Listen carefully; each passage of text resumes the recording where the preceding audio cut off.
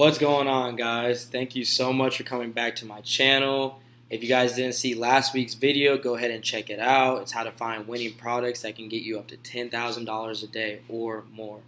If you guys enjoy these videos, go ahead and like and subscribe, and go ahead and share this video, and tell me in the comments like some of your guys' thoughts on what you want to see each week. Because again, I'm coming every week at you guys. I'm going to continuously give you guys as much information as I can possibly provide.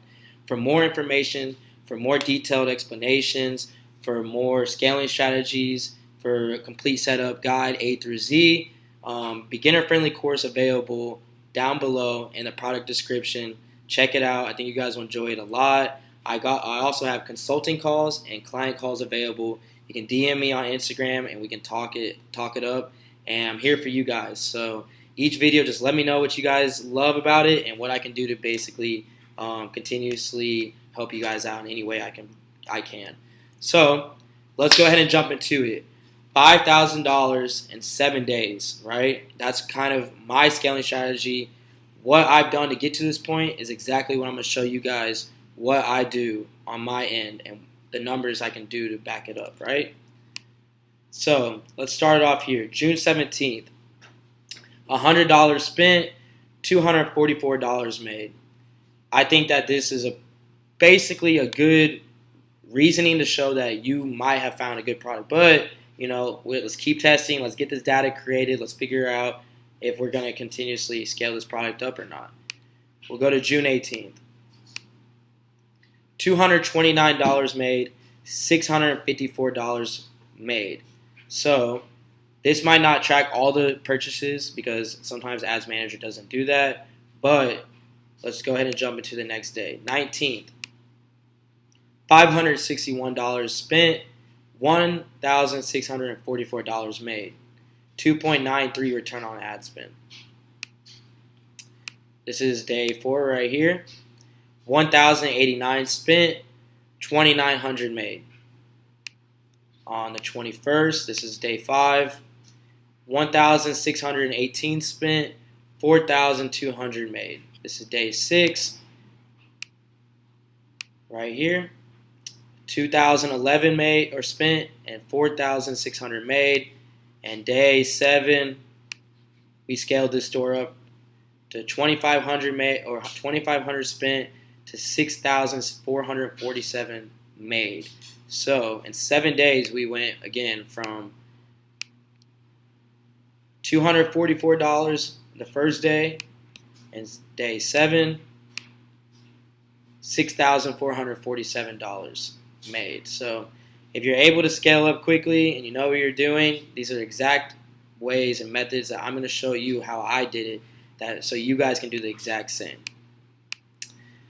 So things to keep in mind before you decide to start scaling. Have a proven winning product that is currently getting sales from you or your competitors. The reason that I say this is because we don't want to reinvent the wheel, right? If something is working for somebody else, we can definitely make it work for ourselves. We just have to do better than our competitors. Have a good video and a good picture ad. For example, a good picture ad or video ad. Here's an example. Regular earphones can cause ear damage while you're sleeping. Okay, so they're showing you, some of the issues and needs that, you most likely have when you're sleeping. You see how it's a black and white video and they're kind of showing you the struggle of, what it takes to have their product? Well, then they provide you with a solution right here. It says it promotes sound sleep right there, right then and there, which is at the very beginning of the video what you're not getting, what they're emphasizing that you're not getting. It shows some of the features and benefits. It's life-changing, so they're adding a lot of strong keywords in there. They're showing more features and benefits, saying, it's ultra thin.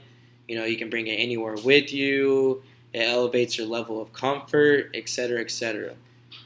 So they did a pretty good job in this video showing you, the struggles you have, the issues that, as a customer, most people have, and then the solution that you can provide them, the features and benefits of the solution, and where that you can buy the product. So they did very well on this, showing you. Sorry about that. But yeah, have a good video and picture ad. That's a pretty good example. And then have an installed Facebook pixel that is able to start getting warmed up or is already warmed up with data that you've collected on other products that you have tested. So setting up your video ad. Spy on your competitors, right? So if you found this video if you found a product that you think you're wanting to sell, go ahead and search a couple databases such as Facebook, Google, find ads that competitors are already running for it, and do better than your competitors. So what I typically do is I'll go on Fiverr, right? And Fiverr allows you to make customized videos for your own brand. And this will also make you feel more relatable to your customers if you're able to write down kind of what your competitors didn't do well and what you can do better than them and how you can reach customers and how you can reach them more efficiently and more effectively. So definitely either make your own video or customize the videos that you've already seen, and just always keep videos running because videos are going to be your highest conversions. Warming up your Facebook pixel. So how I warm up my Facebook pixel is I run PPE, page post engagement ads, on my posts to increase engagement. So increased engagement always is increased credibility. If I'm going to go onto my newsfeed right now and I'm looking to buy a couple products for Christmas, let's say, if I'm seeing something that has maybe 5 comments, 100 shares, maybe 10 likes, I'm not going to feel trustworthy of this brand to know like I'm going to be able to receive the same product they're advertising, and I'm going to be able to receive it just in general. Like, you know how some people are. They just are in a position where they don't have the trust, so they won't even go onto your website. They won't even give you the time of the day. So having increased engagement always increases credibility, which always increases trust in your brand and the product that you're currently selling. So run worldwide traffic to get cheaper engagement. This also helps you scale your product a lot more quicker because you're establishing strong, warm data. As you know, you're getting more people to watch your video, more people to comment with your video, more people engaging with your page. You're going to be creating a lot more stronger, warmer data so you can hop into your audiences down the road. So what does this kind of mean? Lookalike testing. So what does lookalikes do for you? It helps you find stronger audiences of people of the data that you already created and already established with the current people that you've already ran this data for. So if I'm currently going to run an ad to you, right, and you've seen my video, you engage with it, and you kind of warm my pixel up by showing that you watched my video for, let's say, 95% way through, what a lookalike audience is going to do is find similar people to the same people that took that action on my page or on my store. So it helps you find a lot more stronger audiences than just regular interest targeting. So some of your warm audiences are people who have not taken action on your store but engaged with your page or your ad. So like I was stating just previously, someone that watched your video 95% through. Someone that watched your video 75% through. You can even test out 50% watch. Someone who engaged with your Facebook page. Someone who engaged with your Instagram page. These are all actions that are happening before they click on your actual website. And then your hot audiences are those same people who have triggered an action on your store through your Facebook pixel by actually clicking on your link, by actually seeing your store, scrolling through your store, adding to cart, etc., etc. So some of the audiences that I like to test out for my lookalikes for hot audiences is view time spent by 25%, view time spent by 5%. These are a lot of audiences that people, other marketers don't talk about, but these work very well for me. View content in the last 30 days to 180 days. You can test out both. Website visitors, add to cart, initiate checkout, purchase, and then purchase email list. So what purchase email list is, when a customer comes to your store and they buy your product and they enter the email into your store so that they can obviously be able to retrieve tracking, communication from their seller, etc. If they purchase and they enter their email, you can find more people by using these emails on Facebook to create stronger custom audiences to, again, find better lookalike audiences off of the emails that you've already created, or not created, but that you've already retained from your customers that have purchased. So when I decide to test my product, I test out 1% all the way to 10%. I don't do any gaps in between. I test out everything so that I can make multiple different variations of of one lookalike work well for me, if that makes sense. So my ad sets are 10 ad sets per each lookalike. So 1%, 1% to 2%, 1% to or 2% to 3%, 3% to 4%, so on and so on and so on. So if I'm going to test out view content in the last 30 days, for example, I'm going to have 10 ad sets at all different percentages, just like this example right here, for that specific lookalike. So test out everything you can. Test out as much as you can, because the data you collected is going to help you be able to find stronger audiences each and every day. And you won't know if something works unless you try it.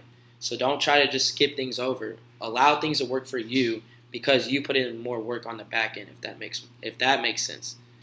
So determine where you should be at with your return on ad spend. So before we jump into this section, I have a KPI calculator, a key performance indicator, in my course available with the description below, that helps you track all of this a lot more efficiently and a lot more effectively by just entering the data that you need, aka your selling price, your cost of goods, and then where you want to be at profitably wise. So it helps you skip all these calculations and understand exactly where you need to be at before you run your ads. But what this allows you to do is understand your metrics, right? When you understand your metrics, you understand, A, if I'm going home with money every day, or if I'm just breaking even, or if I'm losing money, which, again, we're not in this game to lose money. We're in this game to make money. So understanding what your return on ad spend and understanding your break evens will allow you to scale your products a lot more time efficient and cost efficient. So you can do this calculation to just find your break even point by just doing selling price minus cost of goods, and then that number you get from that, dividing that by your selling price. This will spit you out a number of like 1.5, 1.6. You're going to use this number whenever you're running your ads and know if you're making money or if you're not making money. So you're always going to kill all ad sets that are over your break even. So if something is like spent $30 and you still haven't like got to purchase it, obviously we're going to kill it. If something has spent $60 and you've got one purchase, and then your return on ad spend is at like a 1 or a 1.2 or 1.1, and that's under your break even, we're going to kill that as well. We're just going to never have relationships or bonds with our ad sets. We're only going to make what's working for us continue to work for us by scaling it, and then what's not working for us, killing it, so that we're not spending any money in areas we don't need to spend money at. So there's methods of scaling, right? There's horizontally scaling, there's vertically scaling, there's CBOs, etc., etc., etc.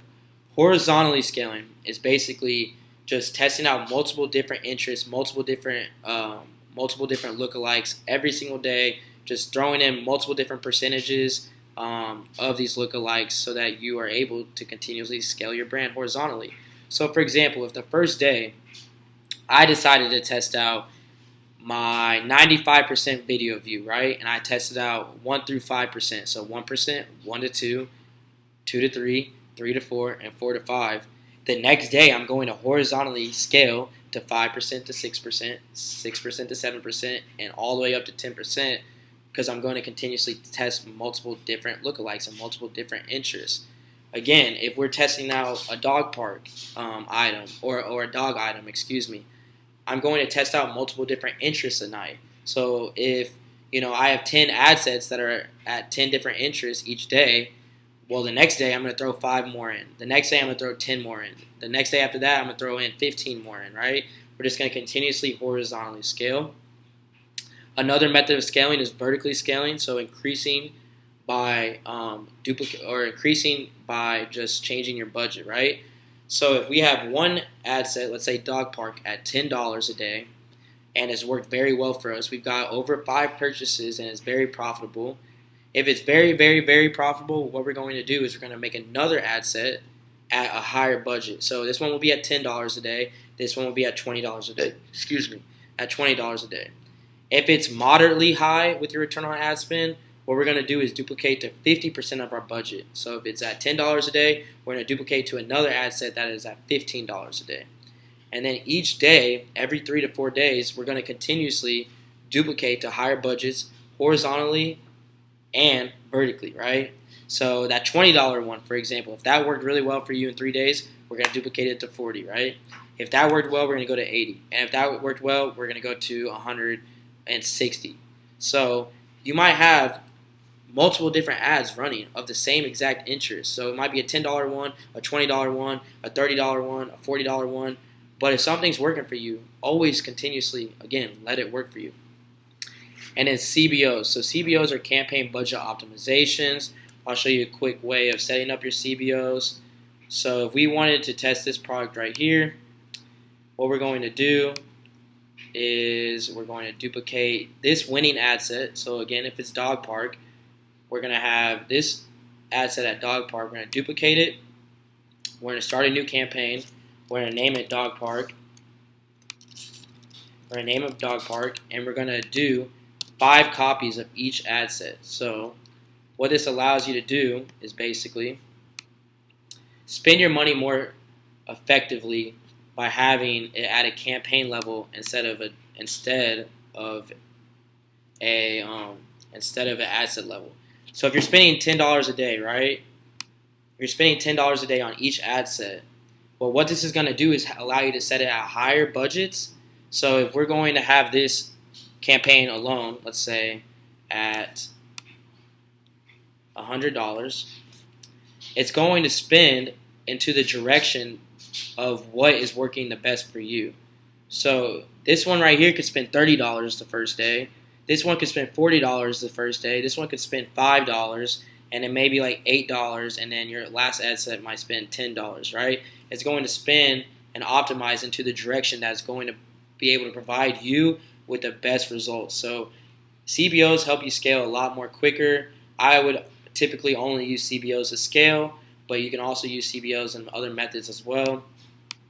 In my course available in the description below, I have multiple different CBO strategies that I use for scaling, and I think you guys would love and see some of the returns I've got on these CBOs. It's worked crazy well for me. I have 4 strategies that I just love using, and the return on my ad spend is it's killing it. It's killing it, and I love it a lot. Retargeting. Oh yeah, let me go back real quick. When you're testing, always test in the United States, United Kingdom, Canada, and Australia. This allows you to find even more customers and allow you to test multiple different interests as well as multiple different lookalikes within those countries. So retargeting, right? So on the 7th day of my campaign, this is when I kind of started my retargeting. So when you're collecting data, you need to allow it to work for you. So even if somebody didn't purchase from you, we will make sure that we can at least get half of them to purchase by re-seeing our ads, re-seeing more different creatives, re-seeing different videos, right? So with your warm retargeting, your hot retargeting, it's the same way as you kind of set up these lookalikes. Instead of making these into lookalikes, you're just going to have these ran as custom audiences. But what I typically do is I will just do my warm retargeting in one campaign and then my hot retargeting in a separate campaign. So I'll do 95% video view in 7 days, 75% video view in 7 days, Facebook engagement in 7 days, Instagram engagement in 7 days. So these are all the hottest audiences of people that have taken the most recent actions either on your page or on your store. That's why I test out 7 days, because these people are A, going to be familiar with your brand, and B, if you haven't created the trust and credibility within your brand, well, once they start seeing your stuff more often, this is going to, again, increase credibility, and they're going to be like, okay, now I know that, like, this is a strong business. Now I know that they are actually supplying the products that they are saying, and, like, I'm ready to purchase now. This is all I needed, was just a little bit of a push. Just a little bit of a push to kind of get people to cycle back around and then re-buy your product or buy it for the first time. So these are going to be your strongest return on ad spend, because these are going to be obviously people that are the most familiar with your product. But warm retargeting in one campaign, and then your hot retargeting is going to be your view content in 7 days and 30 days. Test those out simultaneously. Same with website visitors, add to cart, initiate checkout, and purchase. So I know that this video was a lot of information. I'm going to actually put this document into the product description below, so you guys will be able to kind of just access it at any time that you guys want. But any more questions that you guys have or what you guys want to see next week, don't hesitate to leave it out in the comment section below. I have a course available. I have a one-on-one mentorship available. I have consulting calls available. And I'm looking forward to seeing you guys each week. Like and subscribe, and let me know what you guys think about this video. Thank you so much for coming back to my channel, and I can't wait to see you guys next week.